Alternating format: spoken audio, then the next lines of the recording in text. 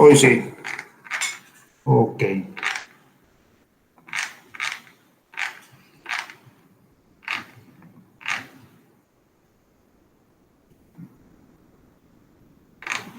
Bueno, decía de que voy a retomar la pregunta última del día de ayer con respecto a Huarjila. Y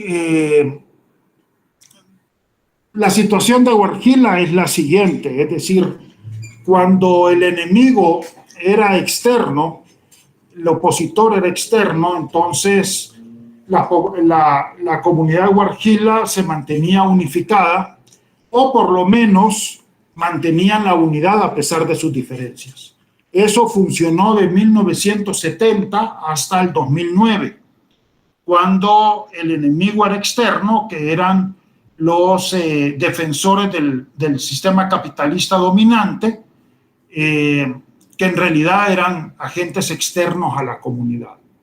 Sin embargo, cuando el FMLN llega en el 2009 y toma el poder ejecutivo, entonces ese enemigo externo se desdibuja.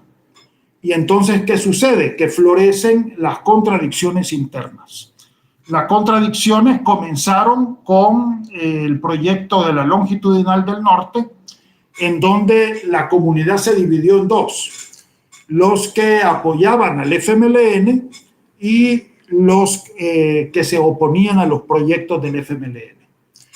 Esto, bueno, pasó lo de la Longitudinal, de toda la Longitudinal se hizo, pues, como todos sabemos, se desvió de la comunidad de Huarjila, pero efectivamente la Longitudinal se construyó. Este conflicto permaneció latente hasta el 2015. En el 2015, cuando la directiva de la ADESCO 2015-2016 decide repartir algunas propiedades. Como decíamos, la ADESCO tenía 400 manzanas y decide repartir algunas propiedades para vivienda. Entonces, ahí hay dos elementos que están jugando. Uno, que la decisión no se tomó en asamblea. Es decir, no convocaron a asamblea y tomaron la decisión. La presidenta de la directiva del 2015-2016 dice que sí se consultó, pero en realidad no se convocó a asamblea. Esa es la primera característica. Y la segunda característica es que se repartieron propiedades a personas que no se involucraron en el movimiento revolucionario, a los nuevos, es decir, a la gente, pues, que había familiares de ex refugiados y ex combatientes, pero que no habían participado en el movimiento revolucionario. Entonces, estas dos situaciones creó descontento. Un muchacho de San Antonio de los Ranchos me dijo que en realidad, porque había mucha gente que estaba viviendo como arrimada con sus parientes. Sin embargo, de acuerdo con este muchacho, lo que pasó es de que las propiedades se repartieron únicamente a los afines al FMLN, ¿verdad? A los afines al grupo de interés de los partidarios del FMLN. Entonces, esto generó un conflicto. Los de la antigua ADESCO crearon la ADESCO de Huarjilita en la entrada de Huarjila y acusan a los otros de ser golondros, de no estar, pues, con el FMLN. Y en esa situación está Huarjila, ¿verdad? En esa situación de conflicto es en la cual se encuentra actualmente la comunidad de Huarjila. Bien.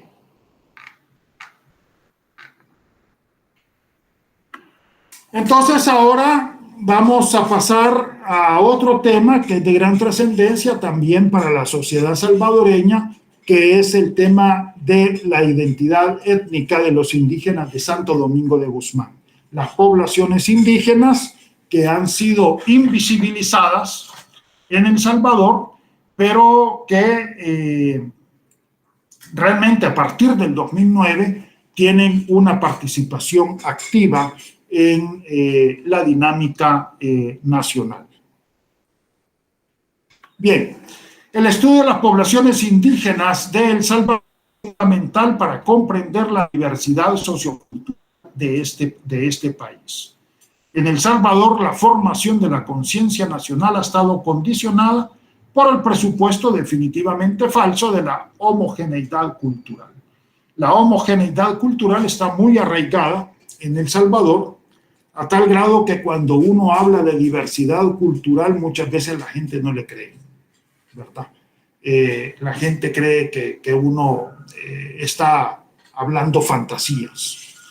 Pero en realidad el país es un país diverso, no solo por la existencia de poblaciones indígenas, sino también por la diversidad de identidades que se construyen en torno a la estratificación social, a las diferencias religiosas, a las diferencias de género, a las diferencias de grupo de edad, etc. Pero efectivamente las poblaciones indígenas son de trascendencia en el país. Bien, el fundamento de esta homogeneidad cultural es el simbolismo del mestizaje entre indígenas y españoles que históricamente ha tendido a establecer la unidad étnica de la nación, negando o invisibilizando a los pueblos indígenas. Es decir, El Salvador se define como mestizo. El Salvador se define como mestizo y por tanto prácticamente elimina toda diversidad étnica dentro del país. Este simbolismo deformante se refuerza a partir del triunfo que el Estado Nacional obtuvo sobre los pueblos indígenas del occidente de El Salvador en 1932. Como todos sabemos, en 1932 hay un levantamiento indígena muy importante. Yo le llamo levantamiento porque no fue un movimiento. Movimiento fue el de 1970-80, en donde había una unidad orgánica, ¿verdad? Con todas las diferencias que ustedes puedan decir, que habían 5 organizaciones, etcétera, pero establecieron una unidad orgánica, estructural, entre todos los revolucionarios. En el caso del 32 no había esta unidad orgánica. En realidad fue un levantamiento que se fue dando como una especie de levantamiento en cadena, ¿verdad? Se levantaron los indígenas de Tacuba, Nahuizalco, Izalco, Colón, y así se fue como una especie de levantamiento en cadena, que en realidad respondía más a un nivel de conflictividad local que a un nivel de conflictividad nacional. En el 32 en realidad se constituyen dos grandes levantamientos, el levantamiento indígena campesino y el movimiento urbano, que ese sí fue un movimiento liderado por el Partido Comunista. El levantamiento indígena no fue liderado por el Partido Comunista, eso es un equívoco. En realidad responde a problemáticas locales y de carácter étnica, ¿verdad? Es decir, el principal móvil fue la dominación étnica que los ladinos ejercían sobre los indígenas y la crisis económica. La crisis económica porque los indígenas habían sido despojados de sus tierras comunales, las tierras comunales habían sido privatizadas y la privatización de la tierra trajo dos procesos. Uno, la proletarización de los indígenas y dos, la semicampesinización de los indígenas, ¿verdad? Entonces los indígenas, muchos indígenas eran proletarios, es decir, vivían de la venta de su fuerza de trabajo, pero también había muchos indígenas que eran semicampesinos, es decir, que tenían una pequeña parcela, pero que complementaban sus ingresos vendiendo su fuerza de trabajo en las plantaciones de café, principalmente café, posteriormente caña de azúcar y posteriormente algodón, pero para 1932 básicamente café, ¿verdad? Entonces, claro, cuando vino la crisis económica, el desplome de los salarios, entonces todos los indígenas proletarizados y semicampesinizados definitivamente que sufrieron los embates de la crisis económica. Esto, por supuesto, aunado a la dominación étnica que los ladinos ejercían sobre los indígenas, y eso fue lo que fomentó el levantamiento indígena, que en realidad, vuelvo a repetir, fue un levantamiento en cadena, no fue una cuestión organizada o coordinada a nivel nacional, sino que más bien fue un levantamiento en cadena que se fue dando municipio tras municipio, ¿verdad? Una forma de comprobar esto es que Santo Domingo de Guzmán, que es precisamente vecino de Nahuizalco y de Izalco, no se levantó. En Santo Domingo de Guzmán no hubo conflicto. Y uno se pregunta, ¿y por qué no hubo conflicto? Bueno, por dos características. En primer lugar, porque las tierras son tierras bajas, entonces no son aptas para el café, ¿verdad? Allí no había, digamos, el avance de los cultivos de café. Y dos, no habían ladinos tampoco. La conformación de la población ladina en Santo Domingo de Guzmán es posterior, ¿verdad? El ladino lo estamos entendiendo como el mestizo local. Si quieren, en los mestizos podemos distinguir dos: el mestizo a nivel nacional, el que domina pues el Estado nacional y la sociedad nacional, y el ladino local, el ladino que domina en los municipios donde donde habita población indígena, y es el que ejerce directamente la dominación sobre los indígenas. Entonces, en Santo Domingo de Guzmán no había ladinos. Entonces, efectivamente, Santo Domingo de Guzmán no se involucra en el conflicto de 1932. Ya vamos a ver algo interesante en el caso de Santo Domingo de Guzmán. Es el municipio que no se involucra en el conflicto de 1932, sino que en el conflicto de 1932 se involucra a Tacuba, Nahuizalco, Izalco y otros municipios.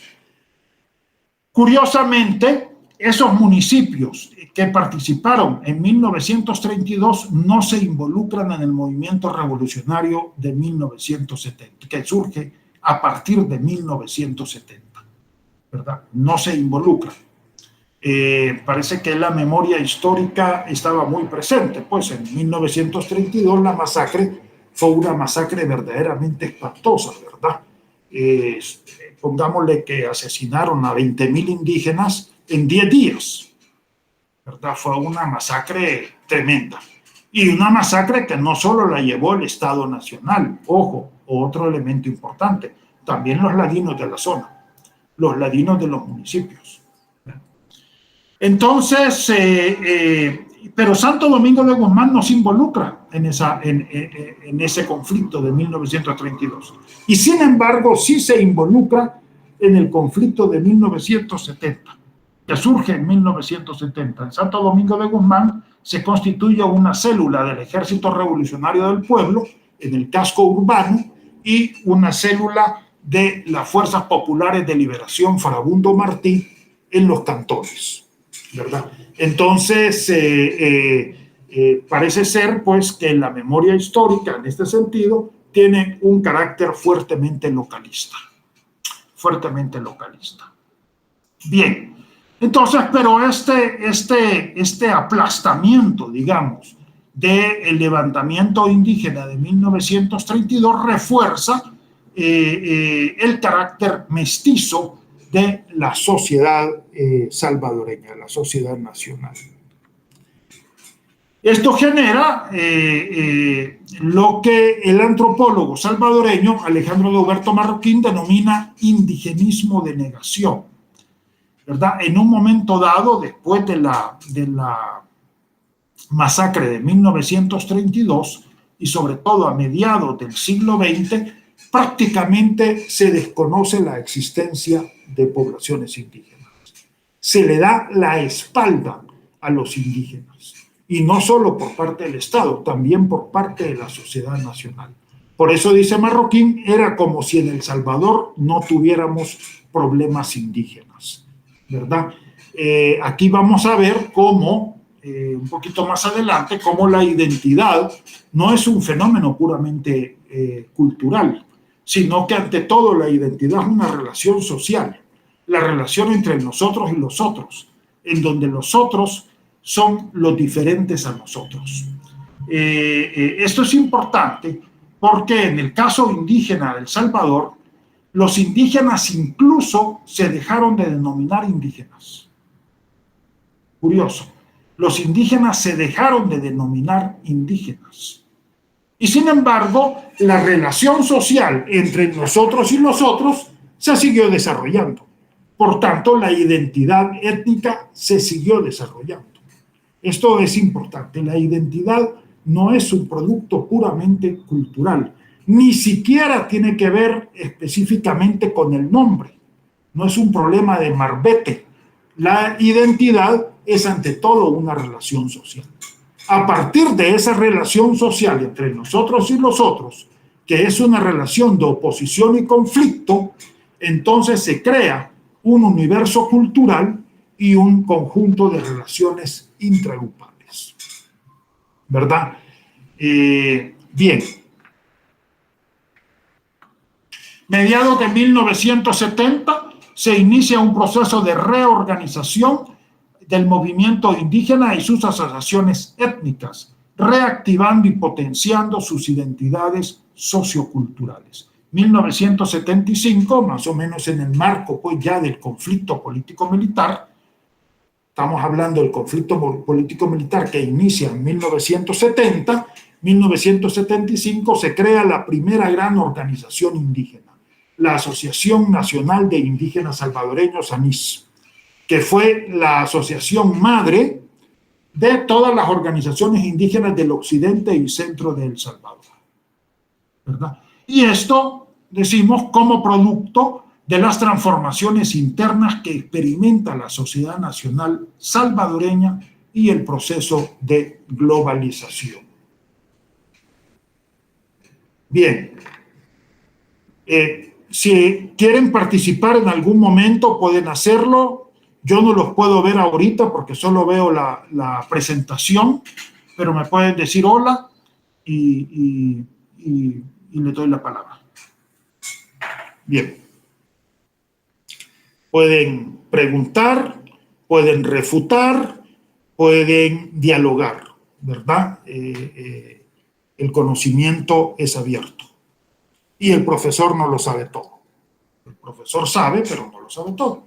Puede equivocarse. Bien, entonces,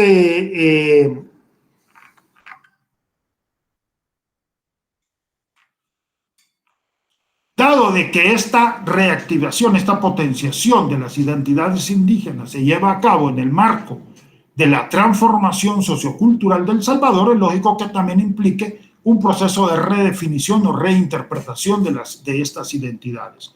Claro, en consecuencia, a inicios del siglo XXI, presenciamos un proceso de potenciación y redefinición de las identidades indígenas del Salvador. ¿Por qué dos procesos? En primer lugar, bueno, el impacto de la masacre de 1932, que sí hubo un impacto sobre la población indígena del occidente del país, yo diría de todo El Salvador. En segundo lugar, la negación del indígena. El hecho del indigenismo de negación, que prácticamente se negó la existencia de poblaciones indígenas, se les dio la espalda y los propios indígenas dejaron de denominarse indígenas. Sin embargo, como repito, la relación entre nosotros y los otros se siguió desarrollando. Entonces, ¿cuándo se potencia la identidad indígena? A partir de la organización indígena, la primera organización indígena, la Asociación Nacional de Indígenas Salvadoreños. Entonces, efectivamente, se genera un proceso de redefinición de las identidades indígenas. Bien, Es en este marco histórico que nos hemos propuesto realizar una investigación sobre la población indígena de Santo Domingo de Guzmán. ¿Por qué Santo Domingo de Guzmán? Bueno, porque Santo Domingo de Guzmán es un municipio en donde la población indígena es fuerte. Pero además hay otro elemento importante, como ya lo mencionaba Carlos Rafael Cabarrús en un libro que se llama En la conquista del ser. La identidad étnica en Mesoamérica en general, Guatemala, El Salvador, México, en buena medida es una identidad municipal. En buena medida es una identidad municipal. La identidad básica de los indígenas de Santo Domingo de Guzmán son los indígenas que habitan en el municipio de Santo Domingo de Guzmán. En Izalco son los indígenas de Izalco, ambos son nahuas, pero su identidad básicamente está regida por el municipio. En Cacaopera son los que habitan en el municipio de Cacaopera. Entonces la identidad indígena tiene un fuerte contenido municipal. Algunas concepciones falsas sobre la identidad indígena. En primer lugar, la asociación definitivamente falsa del indígena y de los grupos étnicos en general con rasgos raciales, ¿verdad? Es decir, las identidades no se definen a partir de rasgos raciales. Cuando yo realicé mis estudios en Calgary, Canadá, había una colega mexicana que estaba estudiando, ella era antropóloga física, los tipos de sangre de los indígenas de Quintana Roo, ¿verdad? De la península de Yucatán, pero del oriente de la península de Yucatán. Ustedes saben de que esta es una zona en donde hubo poca presencia del hombre blanco, ¿verdad? Del hombre y la mujer blanca.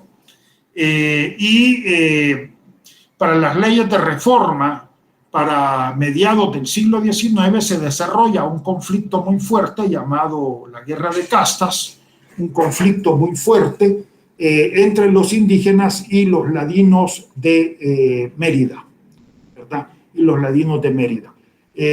Prácticamente descabezan la organización indígena, pero luego aparece una cruz parlante, aparece una cruz que hablaba, y esa cruz unifica a las comunidades mayas y prácticamente llegan a sitiar la ciudad de Mérida, tanto que a los ladinos de Mérida se les quitaron las ganas de independizarse de México porque tenían interés en independizarse de México, pero más bien pidieron refuerzos al ejército mexicano. Sorpresivamente, y quizás no tan sorpresiva porque eran campesinos, llegó la época de cosecha y entonces todos se fueron a levantar la cosecha y por tanto ya dejaron tranquila a la ciudad de Mérida. Pero llegaron a la conclusión que lo mejor era no meterse con ellos. Entonces los dejaron ahí, ¿verdad? Los dejaron ahí y tuvieron muy poco contacto con el hombre blanco. Esta colega estaba haciendo análisis de tipos de sangre y todos los tipos de sangre le dieron mestizos, todos. Si los indígenas de Mérida, de Quintana Roo son mestizos, pues con mucho mayor razón los de El Salvador, ¿verdad? En realidad todos somos mestizos, desde el más blanquito hasta el más morenito, todos estamos mezclados y esto es importante decirlo. En ese sentido, la identidad no descansa en rasgos raciales, ¿verdad? Me pueden decir, bueno, hay alguien que tiene el tipo racial indígena, sí, pero ese alguien está presente en la población mestiza, ¿verdad? Lo mismo con el caso negro, ¿verdad? Es decir, por supuesto que hay rasgos negros. Eso no quiere decir que haya una identidad negra, perdónenme, ¿verdad? Que se puede construir una identidad negra, sí, a partir de un movimiento político, pero por el momento no lo hay. por lo menos no en El Salvador. Lo hay en Guatemala, lo hay en Honduras, bueno, prácticamente en toda Centroamérica, excepto El Salvador, ¿verdad? La identidad no descansa en rasgos raciales. En el caso de Estados Unidos, los blancos no crean que son un único grupo étnico. Muy importantes son los polacos en Chicago, por ejemplo. En Canadá eran muy importantes los alemanes, y todos son blancos. Pero el problema no es de carácter racial, el problema son relaciones sociales que establecen entre los grupos. Bien. El segundo equívoco es identificar la identidad indígena con una especie de inventario de rasgos culturales. De repente se hace un listado de rasgos culturales. Y ese listado tiene el problema de que el libro se publica, como casi todos los libros, 5 años después de que se fue hecha la investigación, y puede ser que en ese momento ya hayan determinados elementos culturales que ya no sean pertinentes, ya no sean portadores de identidad, y hayan otros nuevos, ¿verdad? Cuando yo estaba pequeño, por ejemplo, yo tengo un poquito más de edad que ustedes, cuando yo estaba pequeño, el rock se identificaba como una música imperialista. El rock era una música imperialista. Ahora hay muchos jóvenes que se identifican con el rock. La identidad de los jóvenes muchas veces tiene que ver con el rock o con algún tipo de manifestación musical de esa naturaleza, ¿verdad? El inventario de rasgos culturales tiene el problema de que muchas veces se relaciona con lo tradicional.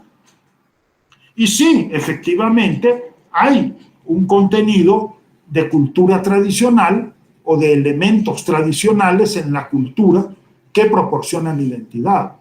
Pero también hay elementos modernos. Y en realidad la identidad a nivel de la cultura, del sistema cultural, lo que se da es un entrelazamiento dialéctico de lo tradicional con lo moderno, ¿verdad?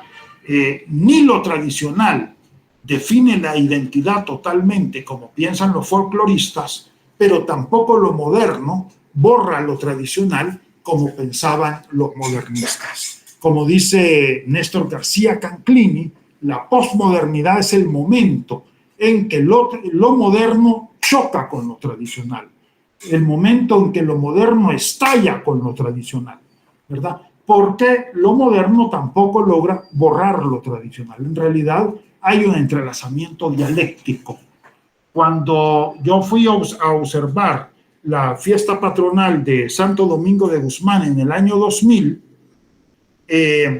por supuesto, estaba la procesión, la misa, la procesión en honor a Santo Domingo. En la procesión por delante van los moros y cristianos, luego había un grupo de cuerdas, ¿verdad? Y atrás venía la orquesta de la Policía Nacional.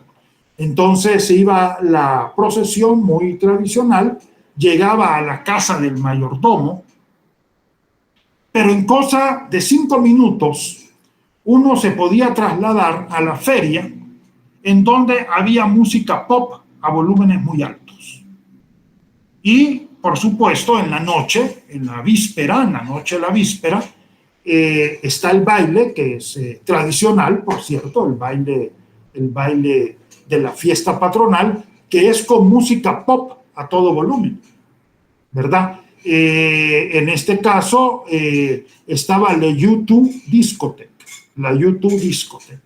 y por cierto que llevé a Astrid, y la pobre Astrid, pobrecita, sufrió porque la música estaba altísima y lo golpeaba a uno, ¿verdad? Lo golpeaba a uno. Entonces, ¿qué es lo que hay allí? Un entrelazamiento de lo tradicional con lo moderno.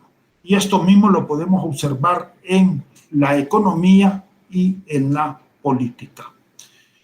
Entonces, la identidad indígena tampoco puede definirse a partir de un inventario de rasgos culturales.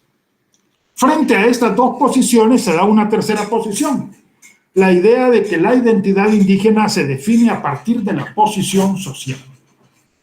Y esta posición es fuerte porque efectivamente la posición social es un elemento que está presente en las identidades étnicas.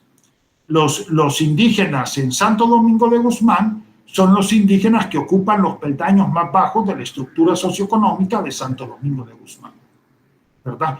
También los salvadoreños estadounidenses, los salvadoreños americanos que migran hacia los Estados Unidos, son los salvadoreños pobres que ocupan los peldaños más bajos de la estructura socioeconómica de Nueva York, de Los Ángeles, de las ciudades a donde ellos llegan.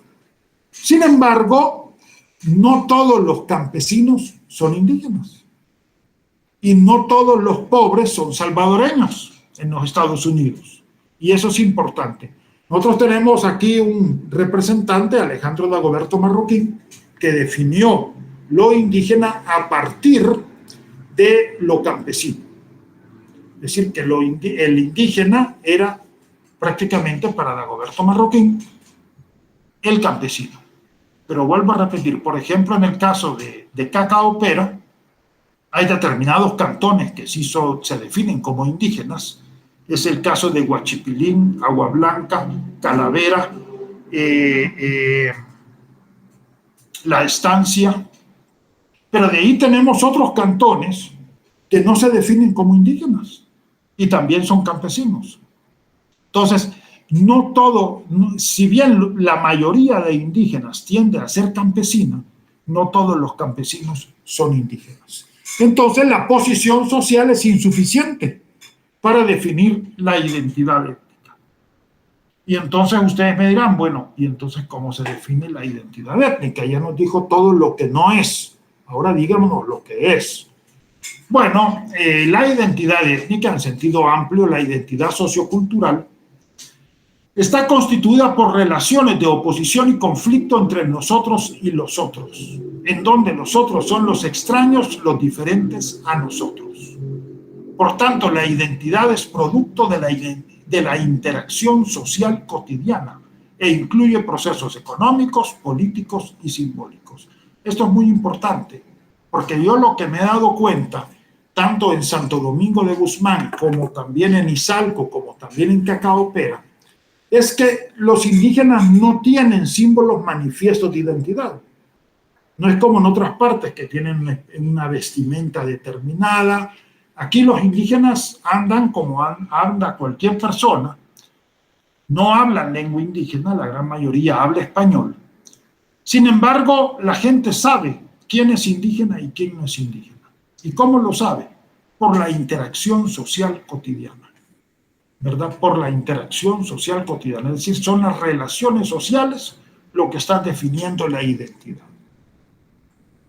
Y entonces establezco este esquema. La identidad sociocultural, étnica y sociocultural en general, y digo sociocultural en general por aquellos que quieran trabajar, por ejemplo, yo tengo estudiantes ahora trabajando identidad política, o trabajando identidad de género, o trabajando identidad religiosa, ¿verdad? La identidad sociocultural se basa en relaciones de oposición y conflicto entre nosotros y los otros. Y a partir de esas relaciones de oposición y conflicto se construye la cultura. Se construye la cultura y se construyen las relaciones sociales intragrupales, es decir, las relaciones sociales al interior del grupo. Pero entonces, el grupo es fundamental, porque si no hay grupo, no hay relaciones de oposición y conflicto. ¿Verdad? Bien. Entonces, la cultura, como ya lo hemos dicho en otras ocasiones, efectivamente podemos ver el nivel manifiesto de la cultura, es decir, lo que captamos a través de nuestros sentidos, y el nivel profundo. El nivel profundo que tiene que ver con la estructura y sistema de valores y normas sociales. Estructura y sistema son dos conceptos muy similares, tienen que ver con una totalidad ordenada en partes, en donde la relación entre las partes es más importante que las partes en sí mismas. La diferencia es que la estructura es abstracta, abstracta y universal, mientras que el sistema es concreto y se refiere a una realidad sociocultural específica. Bien. Y en función de este universo cultural se construye un sentido de lo propio y lo ajeno. En este sentido, me distancio de Néstor García Canclini cuando dice lo propio y lo ajeno se desdibuja. Bueno, si lo vemos como categorías esencializadas, rígidas, estáticas, pues entonces sí se desdibuja. Pero si lo vemos como categorías dinámicas que se están construyendo constantemente, entonces son categorías que se construyen históricamente y por tanto no se desdibujan. Siempre hay algo que el grupo considera como propio y algo que el grupo considera como ajeno. Bien, los fenómenos étnicos deben concebirse como fenómenos esencialmente sociopolíticos. Este es un postulado de Abner Cohen, pues son responsables de la construcción de jerarquías sociales o del establecimiento de la estratificación de una sociedad. Es decir, en función de las identidades étnicas se construyen estructuras de poder. En el caso de los indígenas de Santo Domingo de Guzmán, los otros, hemos dicho que la identidad se define a partir de la oposición entre nosotros y los otros, entonces, ¿quiénes son los otros? Uno, los mestizos, la etnia dominante a nivel nacional, que mantiene el control sobre el aparato del Estado.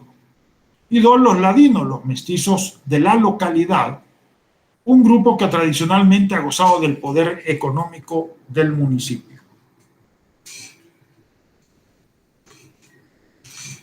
La identidad indígena en Santo Domingo de Guzmán tiene un fuerte carácter de clase o estrato socioeconómico, pues representa la identidad del sector menos favorecido del municipio, ya lo decíamos. El punto es de que esto no agota el análisis de la identidad, pero sí es un elemento central en el análisis de la identidad. Los indígenas son pequeños agricultores, productores de maíz, frijol y maicillo, también artesanas, básicamente artesanía utilitaria. Ahora ya están haciendo un poco más de artesanía ornamental, pero digamos que en el año 2000 básicamente lo que se hacía era artesanía utilitaria, mientras que los ladinos son ganaderos, comerciantes y empleados, y hay algunos que tienen bastantes cabezas de ganado, ¿verdad? Bien.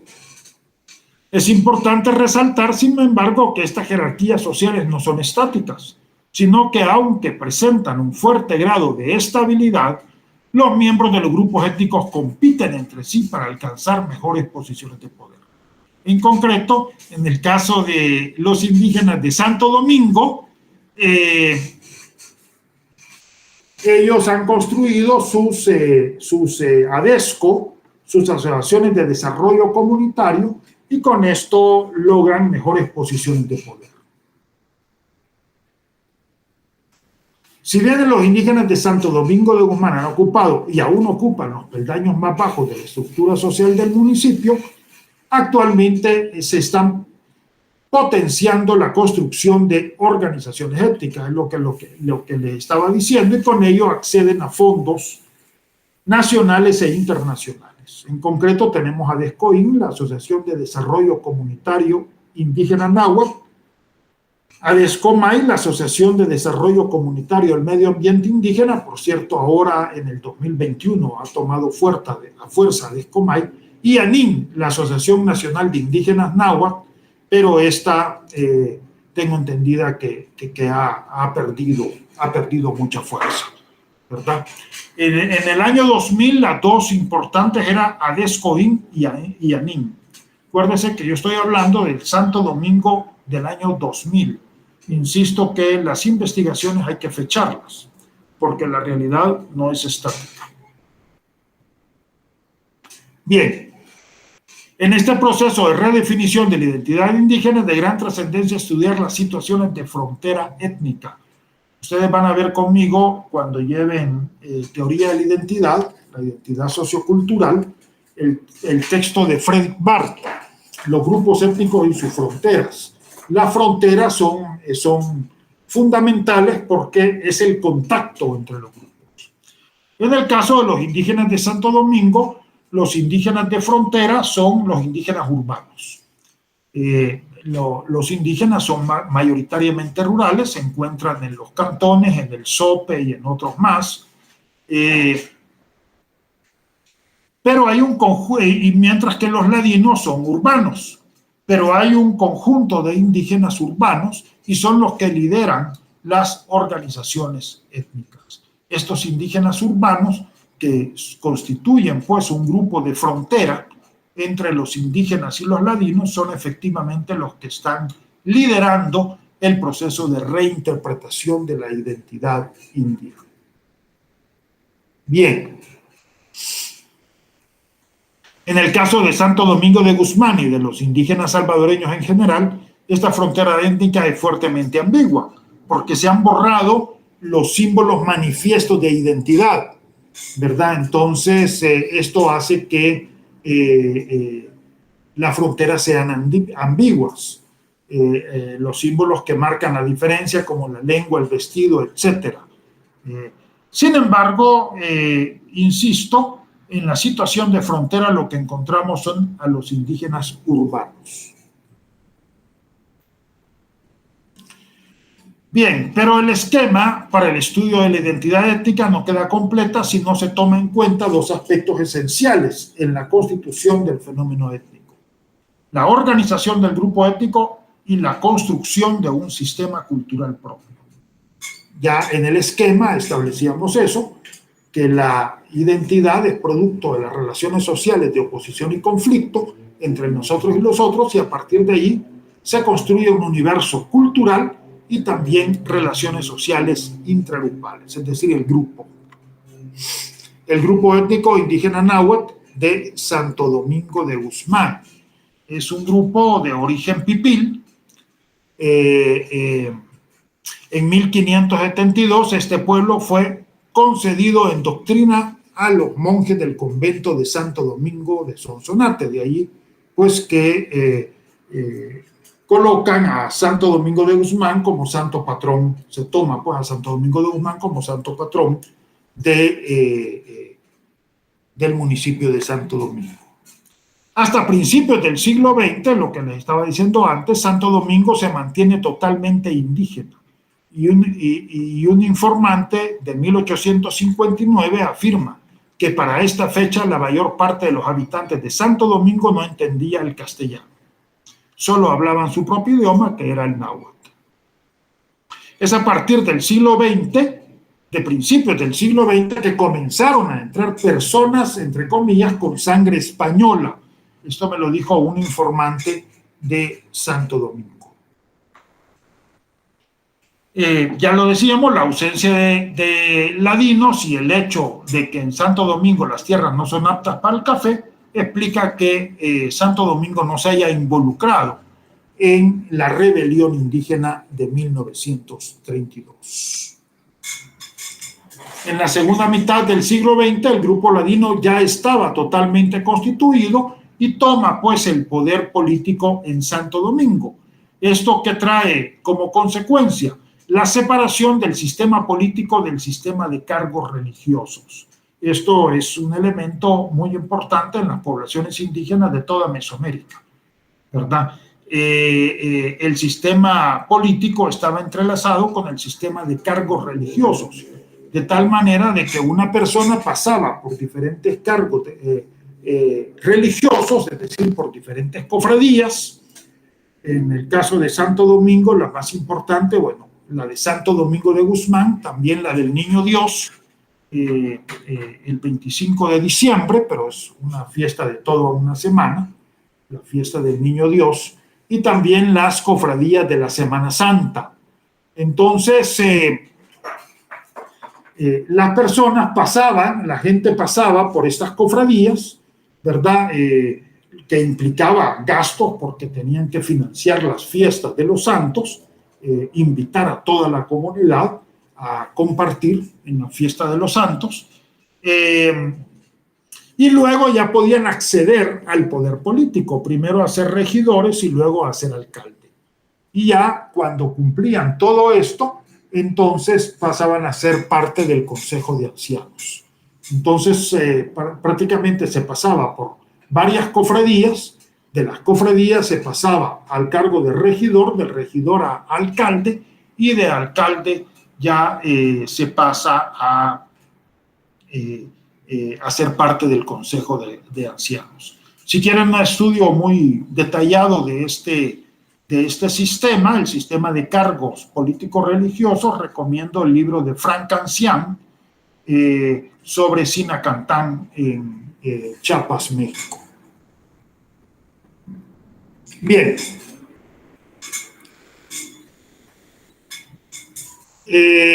Ya a mediados de la década de 1970 se comienza a fomentar la organización popular revolucionaria en Santo Domingo. La primera organización, y es la organización madre prácticamente de todas las organizaciones campesinas e indígenas de El Salvador, es la Unión Comunal Salvadoreña. Muchas veces olvidada esta organización, pero es una organización muy importante. Yo tengo testimonio, bueno, les dejé, espero que hayan leído el artículo, mi artículo en la revista Identidades número 10, en donde ahí se dice claramente, dicen nuestras primeras experiencias fueron con la Unión Comunal Salvadoreña. Luego, a partir de la Unión Comunal Salvadoreña, prácticamente como un retoño de la Unión Comunal Salvadoreña, surge la Asociación Nacional de Indígenas Salvadoreños, ANIS. Y esta fue la organización madre, y de ahí, por ejemplo, el ESCOIN fue parte de ANIS.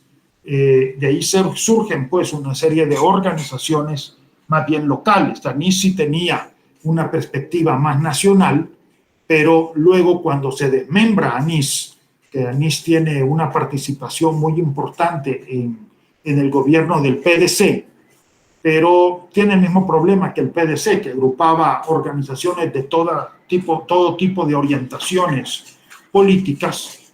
Pero el caso de ANIS es interesante.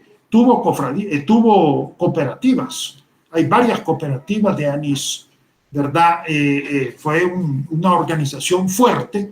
Cuando se desmembra ANIS, entonces surgen una serie de organizaciones de carácter local, entre ellas ADESCOI, ¿verdad? Y luego ya en 1980 que entra el Ejército Revolucionario del Pueblo y las Fuerzas Populares de Liberación, Farabundo Martí. No hay que olvidar también en 1980 la conformación de las patrullas civiles, muy importante. ANIN en particular se organiza como una organización de expatrulleros, la época en que los expatrulleros estaban exigiendo que se les indemnizara por parte del gobierno nacional, del Estado Nacional. Y también en esta época se desarrollan las iglesias evangélicas y pentecostales, provocando una democratización del sistema religioso, ¿verdad? Del campo religioso, digámoslo mejor en palabras de Pierre Bourdieu.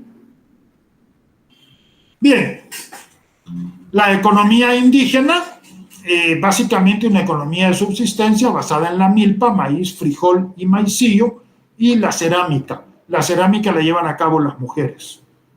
La milpa la llevan a cabo los hombres. Casi prácticamente en toda Mesoamérica, la milpa es una actividad masculina y las artesanías casi siempre es femenina, ¿verdad? Aquí sí estamos hablando de campesinos. No estamos hablando de semicampesinos, ¿verdad? Yo he acuñado este concepto de semicampesino. Campesino es el que produce bajo una lógica de subsistencia, es decir, produce su parcela, digamos, bajo una lógica de subsistencia. No es lo mismo que autoconsumo, ojo, economía de subsistencia no es autoconsumo nunca ha existido. Marshall Salis, ¿verdad? Siempre el ser humano ha estado comerciando. El comercio siempre ha sido parte de la actividad económica del ser humano desde hace 160.000 años. Entonces, cuando hablamos de una economía de subsistencia, es una economía orientada a la satisfacción de las necesidades básicas del grupo doméstico. Y aquí, por ejemplo, se produce, bueno, básicamente la milpa, que es la actividad más importante. También muchas veces se tiene ganadería a pequeña escala. En el caso de la milpa, una parte de la cosecha se destina al consumo del grupo doméstico, pero otra parte también se comercializa, porque no se pueden obtener todos los elementos de la subsistencia a partir de la pura agricultura, ¿verdad? Sino que se necesita, qué sé yo, comprar jabón, comprar ropa, etcétera, y para ello se necesita dinero líquido. Entonces, una parte de la cosecha se destina para el autoconsumo, otra parte para la comercialización. Pero la orientación es hacia la satisfacción de las necesidades básicas del grupo doméstico. Cuando hablamos de semicampesinos, son aquellos que combinan esta economía de subsistencia con su inserción en la economía capitalista. En el caso de Huarjila y los ranchos, con su incorporación en las cortas de café y caña de azúcar, y posteriormente con la migración transnacional, ¿verdad? Entonces ahí estamos hablando de semicampesinos. ¿Por qué hablamos de semicampesinos? Porque están combinando la economía de subsistencia con la economía capitalista, pero la base sigue siendo la economía campesina. En los años 70 se acuñó el término de semiproletario agrícola, porque se pensaba que el semicampesino iba en proceso de proletarización. Ahora nos dimos cuenta que no es cierto, que hay proletarios agrícolas, hay campesinos, pero también hay semicampesinos que no tienden a proletarizarse, sino que combinan la economía de subsistencia con la economía capitalista. Bueno, en el caso de Santo Domingo de Guzmán sí estamos hablando de una economía campesina en el estricto sentido de la palabra. Aquí tienen un campo de maíz, pero ya rosado, esta es la cerámica que se hace en Santo Domingo, pero es una cerámica básicamente utilitaria, ¿verdad? Bien.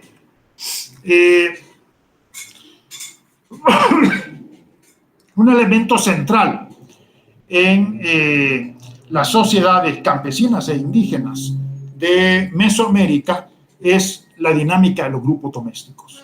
En Mesoamérica no hubo clanes, no hubo descendencia unilineal, ¿verdad? Por tanto, no hay organización tribal, sino que más bien son comunidades cuya base es el grupo doméstico, Y entonces, dentro del grupo doméstico, lo que hay es una dinámica de diferentes tipos de familia. Se pasa de la familia, en realidad la base es la familia empleada, pero luego, digamos, hay un grupo doméstico, un hombre se acompaña con o se casa, como ustedes quieran, con una mujer, normalmente la lleva a la mujer a la casa o al terreno de la casa del padre. Por eso es de que decimos que nuestras sociedades tienden a ser viri patri local. Viri es de hombre, patri de padre y local de localidad, ¿verdad? Entonces se lleva a la mujer al terreno o a la casa del padre. Allí se vive un tiempo, muchas veces tienen hijos, y cuando ya tienen el poder económico suficiente, entonces ponen su propia casa. Lo mismo, una mujer puede ser que tenga hijos en el matrimonio, pero que se separe de su marido y entonces normalmente regresa a la casa paterna. O quedó embarazada y no se casó y el marido se hizo el mareado y entonces normalmente se queda en la casa paterna, ¿verdad? Entonces ahí se van conformando diferentes tipos de familia. La familia nuclear, en el momento en que yo hice la investigación, estamos hablando del año 2000, estamos hablando de un 43.05%, familia nuclear incompleta, es decir, cuando hace falta algún miembro, ya sea el padre o la madre, un 16.56%, dos familias nucleares, muy bajo, 1.98%, la mayoría, una familia nuclear más una familia nuclear incompleta, 23.84%, y fragmentos de familias nucleares, 14.57%. En realidad, la familia ampliada es una manera de proteger a la familia nuclear incompleta. Y protegerla en dos sentidos, protegerla económicamente, pero también el nivel de la sociabilidad, que es muy importante, ¿verdad? Por eso decimos, los grupos domésticos constituyen unidades multifuncionales. Constituyen los espacios donde se lleva a cabo la reproducción del grupo doméstico, constituyen las unidades de consumo y en el caso de la agricultura de subsistencia también las unidades de producción. Por eso es de que Marshall Salins habla del modo de producción doméstico, ¿verdad? Porque la fuerza de trabajo es doméstica. Son las unidades a través de las cuales se transmiten los bienes materiales, es decir, la herencia. Representan las unidades que establecen las redes de relaciones sociales de solidaridad y ayuda mutua, y representan las unidades en las que se transmiten los valores y normas sociales.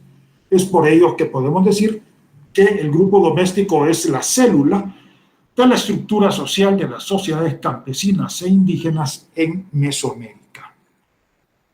Bien, pasando al elemento religioso, tenemos este cuadro.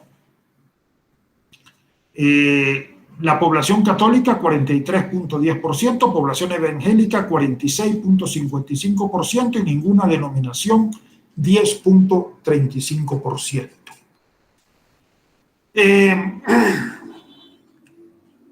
Yo sostengo de que la Iglesia Católica sigue siendo la iglesia hegemónica en el campo religioso, sigue manteniendo la hegemonía en el campo religioso, en dos sentidos. En primer lugar, por la profundidad histórica, que sí cuenta. La Iglesia Católica tiene ya más de 500 años en este municipio y en el país, mientras que las iglesias evangélicas y pentecostales son mucho más recientes. Y por otra parte, también las iglesias evangélicas son muchas iglesias que no están unidas orgánicamente, mientras que la Iglesia Católica, con todas sus diferencias, mantiene una unidad orgánica. Bien, entonces me voy a centrar en la organización de la Iglesia Católica. Esta constituye un consejo parroquial que en realidad tiene que ver con el hecho de quitarle poder a los cofrades, a las cofradías. Fíjense que más o menos por esta fecha, por la época del conflicto político-militar, también se constituye el Consejo Parroquial en Cacaopera, y también con la misma idea, ¿verdad? Es decir, se considera que las cofradías son muy paganas y poco cristianas. Entonces se necesita reforzar el elemento cristiano y esto se hace a través de un consejo parroquial.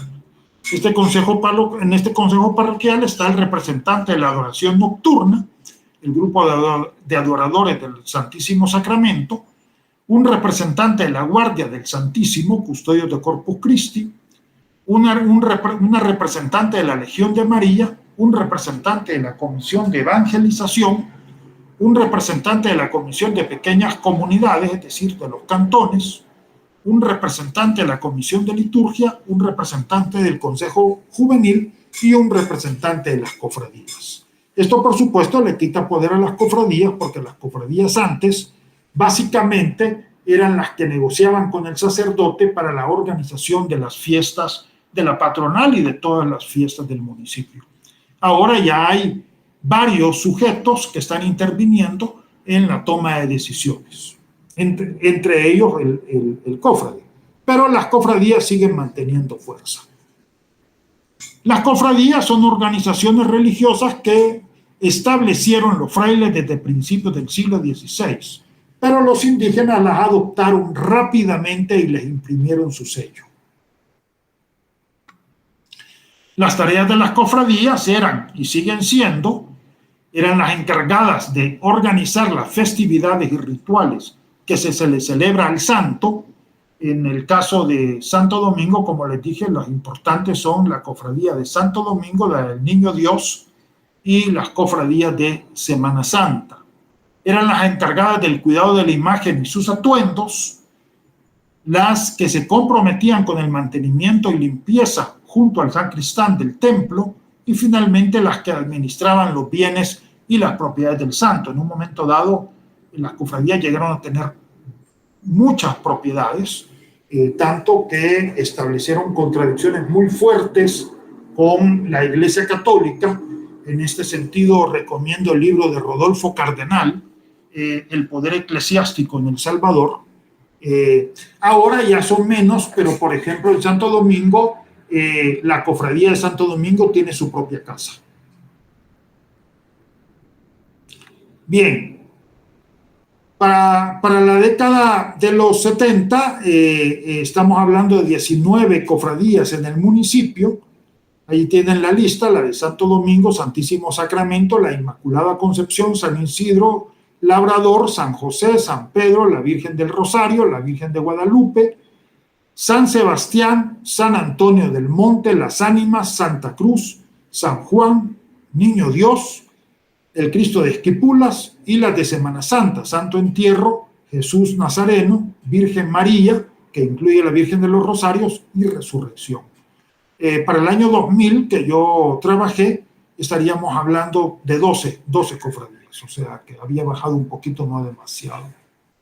La organización de las cofradías: un mayordomo, el principal responsable del cuidado del santo y de la organización del ceremonial; un grupo de mayordomitos, los ayudantes del mayordomo; y las diputadas, las señoras que se encargan de elaborar la comida para las ceremonias del santo, que son la esposa y amigas también de la familia. Como apoyo a esta organización están las mayoras, que son las personas que colaboran con alguna actividad. Además, en el caso de Santo Domingo, por ser la fiesta patronal, se nombra también una directiva. Bien. Muchos, en el caso de las cofradías, hay varios estudios sobre esto, y algunos estudios lo ven como un sistema de redistribución, en donde la gente, bueno, el mayordomo acumula bienes, pero luego los redistribuye a través de la fiesta del santo, ¿no? En donde invita a toda la comunidad a comer, a beber, paga a los músicos, bueno, prácticamente financia toda la fiesta. Yo lo que pude observar tanto en Santo Domingo como en Cacaopera es que los indígenas que asumen las cofradías más importantes son indígenas de poder económico. Entonces, más que, aunque sí hay un sentido de redistribución, en realidad hay un sentido de reafirmación del poder económico. De reafirmación del poder económico. Bien. Ya en los años 70, determinados sectores laicos de la Iglesia Católica criticaban a las cofradías por el hecho de desarrollar actividades paganas o no cristianas en las fiestas de los santos. Se referían en particular al consumo de bebidas alcohólicas y al baile con música de violín y guitarras. Esta crítica se fue profundizando y de ahí pues e incluso le achacaron a las cofradías el desarrollo de las iglesias evangélicas y pentecostales porque se veía demasiado desorden en la Iglesia Católica. El asedio a las cofradías ha sido constante. Bueno, de ahí fue de que se crea este consejo parroquial, en donde prácticamente todos se oponen a las decisiones de las cofradías. Se consideran muchas veces que las actividades de las cofradías son cosas del demonio, Sin embargo, las cofradías obviamente han tenido que ceder frente a estas presiones, pero siempre mantienen capacidad de movilización, ¿verdad? Entonces, si bien las cofradías han perdido fuerza en el municipio, estas siguen jugando un papel de trascendencia en la configuración sociocultural de Santo Domingo. Y tienen capacidad de movilización y también acceden a recursos. En el caso de Cacaopera me di cuenta, por ejemplo, cómo algunos originarios de Cacaopera que viven en Long Island financian las fiestas patronales. Algunos de ellos dan el dinero a los cofrades, a los mayordomos, y estos no lo reportan al consejo parroquial, ¿verdad? Que formaron el consejo parroquial y un consejo económico de asuntos económicos. Bueno, los cofrades siguen siendo muy autónomos y no reportan sus ingresos a este consejo de asuntos económicos. Bien, ahí tienen la cofradía de Santo Domingo. Ahí van los moros y cristianos. Aquí están precisamente los historiantes o moros y cristianos. Esta foto es interesante porque miren la actualización de los moros y cristianos. Este es Astrid. Y la actualización de moros y cristianos que ya introducen figuras como la de Bugs Bunny, ¿verdad? O sea, que se van actualizando. Santo Domingo, el Santo Domingo que sale en la procesión. Hay un Santo Domingo más grande que está en la iglesia, pero ese no se mueve de la iglesia, y este es el santo que va en la procesión. Esta es la casa de la cofradía. Aquí estamos en la casa de la cofradía, efectivamente, ¿verdad? Ya no se puede dar alcohol, entonces dan, qué sé yo, fresco de Jamaica, horchata, cosas así. Les prohibieron el alcohol. Estos son lo que se llaman los cumpas, y que son Santo Domingos chiquitos de otros municipios que llegan a visitar a Santo Domingo de Santo Domingo de Guzmán, y también colaboran con la fiesta de Santo Domingo. Llegan de Nahuizalco, de Izalco, de varios municipios vecinos. Aquí se puede uno ver la conformación de la microrregión también en este sentido, ¿no? Los cumpas. Algunas danzas folclóricas, que estas las promueve la alcaldía municipal.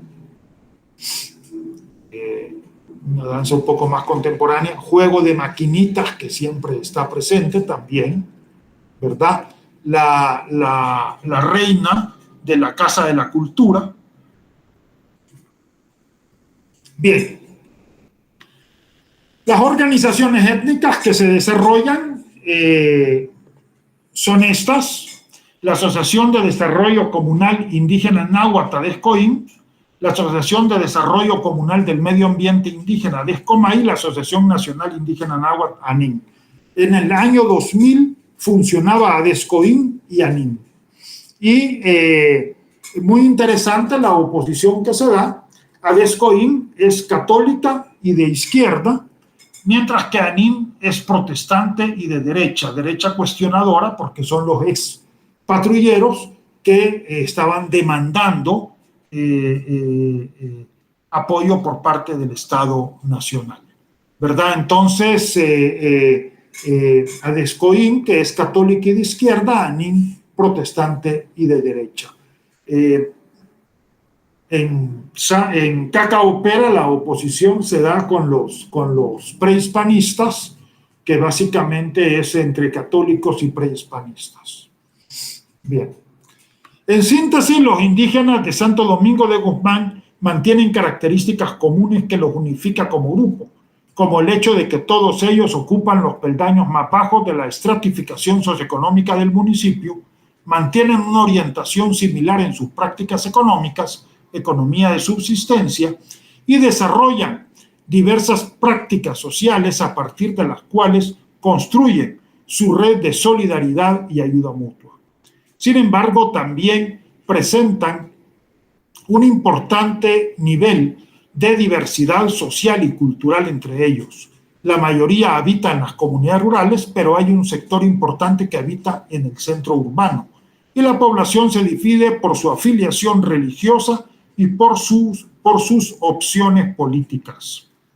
Es posible que a medida que se profundice el proceso de globalización en este municipio, la diversidad interna de la población indígena también se va a profundizar.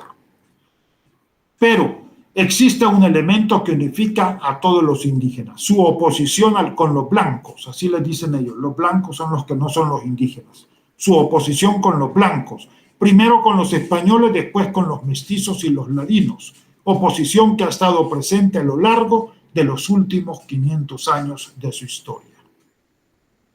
Bien, esta es la presentación que yo tenía para ustedes y ahora, si ustedes tienen interés de hacer preguntas, comentarios, observaciones, críticas, etcétera, el micrófono está abierto.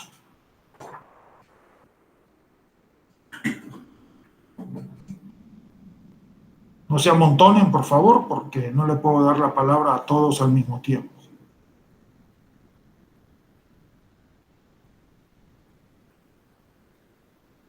Bueno, solo decirles que efectivamente el caso de las poblaciones indígenas es importante, pero en el marco de la identidad étnica prácticamente es la base para también trabajar otros tipos de identidad, como son las identidades políticas, las identidades de género. Gabriela está trabajando eso junto con Steven, y otros tipos de identidad pues que se vayan dando. Ok, si no hay preguntas ni observaciones, aquí terminaríamos. Chao. Gracias, Carlos. Gracias a ustedes. Adiós, gracias, feliz tarde. Cuídense, cuídense.